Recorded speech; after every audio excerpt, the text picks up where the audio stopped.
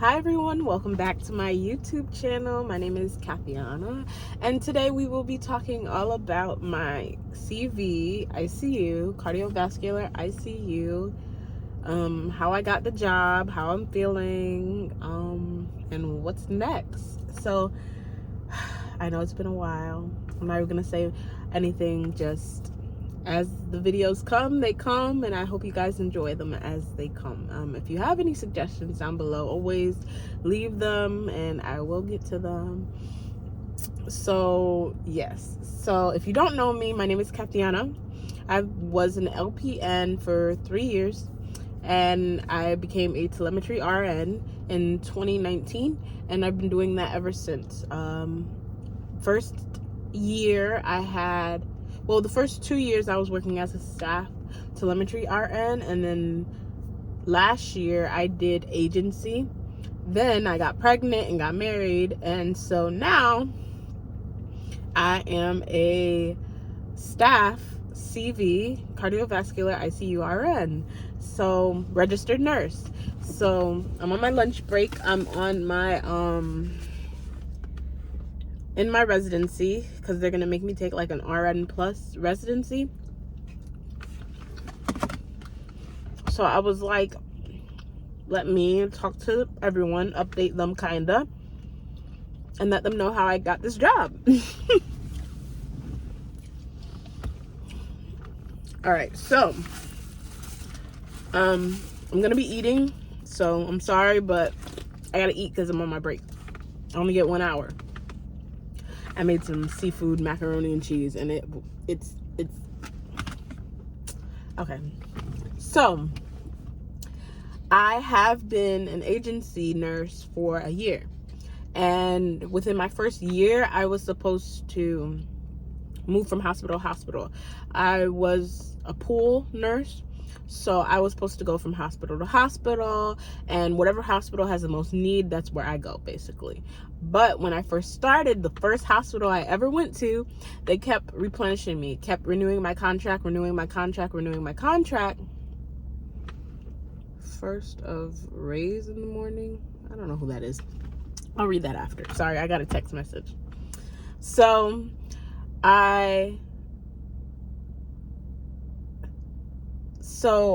the first contract that I ever had, they kept renewing me. And so I was only supposed to be there for like 3 months, and they renewed me 3 months to 6 months to 1 year. Then, unfortunately, something happened with the manager, and I was already like 6 months pregnant, about to have my wedding. So after my wedding, I did not renew, and I went to a different facility. After I returned from my maternity leave, I went to 2 other facilities, and in that time I went to a job fair, and I applied for a position for a step down RN. What that is in between telemetry and ICU, you have that kind of intermediate care that the patient needs. So they're not necessarily telemetry, they're not stable, and they're not critical. So you have that step down, which is just the in between, intermediate, basically. And so I had it was a whole bunch of things. So I haven't worked Sundays in a year. That job was willing to do Sundays for me, and I kept going back and forth with HR, letting them know I'm not going to work Sundays. I refuse. I don't work Sundays anymore. Will the job still accept me for that? I don't want it to be a future problem later, so I'm telling you now. I know you can't put it in my contract, but I'm letting you know. And if I see that I'm on a Sunday, of course I'm going to try my best to switch with a staff member, but at the end of the day, I don't want to work Sundays. The job accepted me. The pay was pretty good, but in my heart, I knew I wanted ICU, cardiovascular ICU experience. So I ended up actually turning the job down the week when I was supposed to start. I had in the back of my mind a feeling saying, do not take this job. It's not right for you. And at the moment, I'm like, what do you mean it's not right for me? They're giving me Sundays off. It sounds like a good place I can grow. And it's a good hospital. But in the back of my mind, something is saying, no, Kat, no, Kat, no, Kat. So I turned the job down. After I turned that job down, I had the feeling of like doom. Ever since that day, the week that I was supposed to start that job, I tell you, I had the worst week in my nursing career. I was like, what the hell? I was like, God, is this you punishing me for not taking the job that you literally handed to me? Like, I literally walked into the walk-in job fair. I did the interview with the HR. I did an interview face-to-face with the supervisor. She liked me. I got the job. It was that smooth. I was supposed to start within 3 weeks. I turned it down. So I'm like, God, I'm so sorry. I just felt heavy. I felt heavy. I felt like I turned down something that was supposed to be mine. So then I worked at the hospital. I was still agency, so I worked with the hospital. I was on a 4-week contract. And so in that time, I'm like, let me see if I can stay with the company that I'm doing agency for and maybe get in that way. So initially, I told my supervisor at the time, I was like, can you link me up with the step-down nurse manager? And so it turned out the step-down nurse manager is also manager for the ICU and Cv-Icu. And so I go down, I talk to her, and it ended up being like an interview that day. And I was on the clock. But it was like a 10-minute interview. She liked me. She liked where I was coming from. I was highly recommended from the staff because everyone there loves me. Like, they know I do my job and I do it to the best of my abilities. If I need help, I'll ask you, but I can majority do what I can do myself. And I'm not lazy. And so I got a call from the recruiter. The recruiter's like, yeah, she loved you.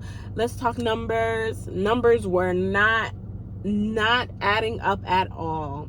When I say they lowballed me, first of all, I'm agency. I'm taking a pay cut already, right out the gate. So you're trying to lowball me and take even more off of what I already am going to be missing out on? I'm like, no. So the numbers weren't adding up. I went to the boss and this is how you know, like, it's God. Because it's like, I went to the boss and I actually told her, I was like, hey, I really would love to work for step down for you, but in the background, for some reason, it's just not adding up. It's just not adding up. She was like, all right, that's fine. I understand. I was like, is there any way you have any ICU positions available? Because the recruiter is saying if I do ICU, the numbers, they can move the numbers around a little bit better just to meet me to where I'm still losing money, but it makes sense. Like, the jump would make sense. She's like, no, Kat, at this time, I don't have any ICU for you right now. But keep checking with me. I'll see if I can get you in something for ICU. Mind you, the recruiter in the background is like, she has an ICU position available. Talk to her. See if she can give it to you. So then a week passes. Nothing. I'm like, God, I don't know. Like, I don't want to do telemetry anymore. It's too exhausting. The facility that I am is high patient nurse ratios. Back to like my first job, 7 patients, 8 patients. Why? Because there's no staff at all. And so I get a call maybe a week or maybe 2 weeks after I do that initial interview with the step down ICU, Cv-Icu supervisor. And so she sits me down. She says, Kat, I really like you. You're highly recommended. I want to try. I don't have any ICU positions available at this time. And to be honest, I actually have someone coming in and she has a lot of experience. But let's sit you down and let's see if we can talk to some of the Cv-Icu staff, see if you even might like it, or if you even get along. And the whole time she's telling me, Cv-Icu is not a joke. These people are very tough, and it's not like they're mean or coming from a mean place, but they've been here a while. They know what they're doing, blase, blase. I was like, all right. So I sit down, I talk to the supervisor of Cv-Icu, I talk to some of the staff. I think it went really, really good. And so I wait. A couple days later, I hear nothing. I'm calling her, nothing. It's like I'm telling my husband, I said, yo, did she ghost me? I called her, I texted her, nothing. So I was like, you know what? I'm not even gonna like stress it. If it's meant to be, it's meant to be. And the whole time throughout this thing, that's what I've been saying. So after maybe by like the 4th, 5th day, she's like, hey, Kat, can you come to my office? Are you working today? Or next time you work, can you come to my office? So we come down, talk. She was like, I'm still on the fence. I'm not sure. We have one Cv-Icu position available. So she's like, let's talk to some more people, see if you might like it. So I talked to more staff. I talked to the ICU director, and because she's like, maybe an ICU position might be coming up. And then I talked to the Cv-Icu director as well. I talked to employees from both floors. And so I think it went really good. They just wanted to know me a little bit better. And so I wait 1 day, 2 days, nothing. I'm working. I'm like, it is what it is. Like, I'll dust off my resume and adjust it if needed, and let's apply to some more jobs. And so as I'm waiting, I think one night I went to go put my son down to sleep. And I kind of like, I'm dozing off, I'm on the internet, and so I look at my phone, and it said, hi, Katiana, I didn't want to keep you waiting anymore. Welcome to Cv-Icu. I held in my scream. My heart was racing, but my son was asleep, so I couldn't go crazy. So I was like, I slowly walk out the room. I go to my husband. I said, I got the job. And I did a silent scream. I was so thankful. I dropped to my knees. I said, thank you, Lord. Thank you, Lord. And I was just so thankful. I'm so thankful. And so now I'm currently in the ICU residency. So I'll be doing maybe like 3 months ICU, and then after that, maybe 3 months cardiovascular ICU. And I'm super excited for this journey. I am so excited. Since finding out that I actually got the ICU position, for some reason, I've been everywhere but the telemetry floor. So I've been on the step down floor. I've been actually on ICU with 2 step down patients. So I got to kind of see, because I had no expectations. In my clinicals, for some reason, we did not get the chance to go to ICU as a student. So I didn't have any expectations in what to do, what I'm getting myself into in regards to ICU. And like, I thought all the patients were like out of it, intubated, don't even talk, don't walk, just a hot mess. But it's actually not true. Like, you do have your very critical patients, but for the most part, they are alert. Like, of course, you'll have some patients that are not alert and don't know what's going on, but for the most part, it's pretty good.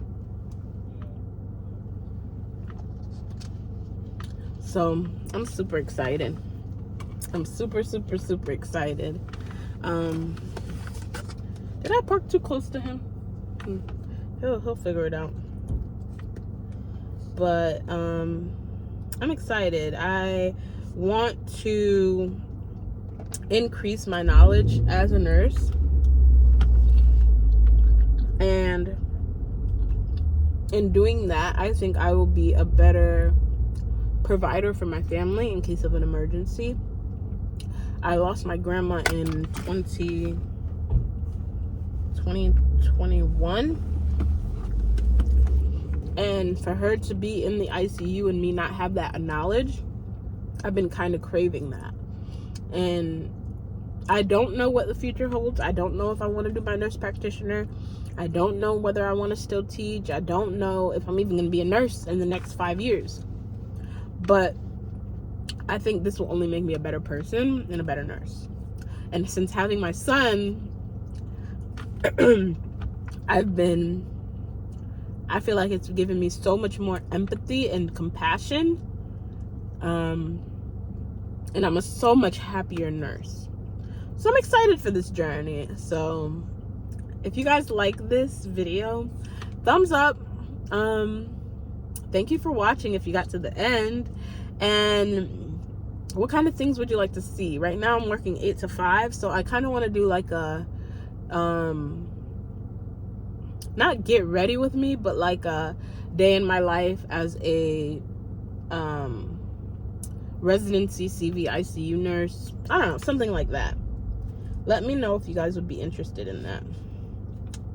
But man, I'm blessed. Everything doesn't happen. Something doesn't happen. Well, as my husband says, it's either yes, no, or wait.